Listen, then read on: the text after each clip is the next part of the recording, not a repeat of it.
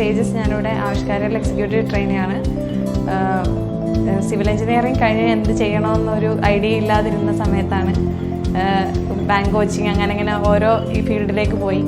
അത് കഴിഞ്ഞ് അതൊന്നും നല്ല ഫ്ലോപ്പായി പോയിക്കൊണ്ടിരുന്നു. അത് കഴിഞ്ഞ് ആവിഷ്കാരയുടെ ഒരു അഡ്വർടൈസ്മെൻറ്റ് കണ്ടിട്ടാണ് ഈ ഒരു ഇതിലെങ്കിലും ഒന്ന് മെച്ചപ്പെടാമെന്ന് പറഞ്ഞ് ചാടിക്കയറി വന്നത്. പക്ഷെ ഇവിടെ വന്നത് നല്ലൊരു എൻ്റെ ലൈഫിൽ തന്നെ നല്ലൊരു ഡിസിഷനാണെന്ന് എനിക്കിപ്പോൾ തോന്നുന്നുണ്ട്.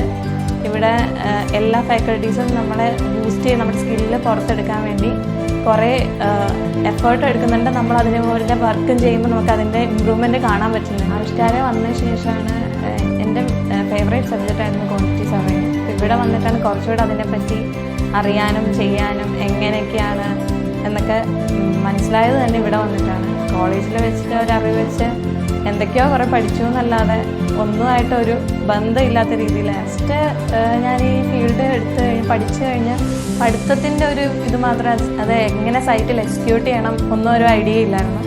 ഇവിടെ വന്നിട്ടാണ് ഇൻറ്റേൺഷിപ്പ് അങ്ങനെയൊക്കെ വന്നപ്പോഴാണ് സൈറ്റിൽ എന്താ നടക്കുന്നത്, എന്തൊക്കെ ഡിപ്പാർട്ട്മെൻറ്റ് എന്തൊക്കെയാണ് ചെയ്യേണ്ടത്, എങ്ങനെയാണ് ഒരു വർക്ക് എക്സിക്യൂട്ട് ചെയ്യുക എന്നൊക്കെ ഒരു ഐഡിയ കിട്ടിയത് തന്നെ ഇവിടെ വന്നിട്ടാണ്. ആവിഷ്കാരത്തിൽ എത്തിക്കഴിഞ്ഞിട്ടാണ് എല്ലാത്തിനും ഒരു കോൺഫിഡൻസ് എങ്ങനെ ഇത് ചെയ്തെടുക്കാം എന്നുള്ള സിവിൽ എഞ്ചിനീയറിങ്ങിൻ്റെ എല്ലാ ബേസിക് ആയിട്ടുള്ള എല്ലാ സ്കിൽസും എല്ലാം ഒന്ന് ബൂസ്റ്റ് ചെയ്യാൻ പറ്റിയത് ഇവിടെ വന്നിട്ടാണ്.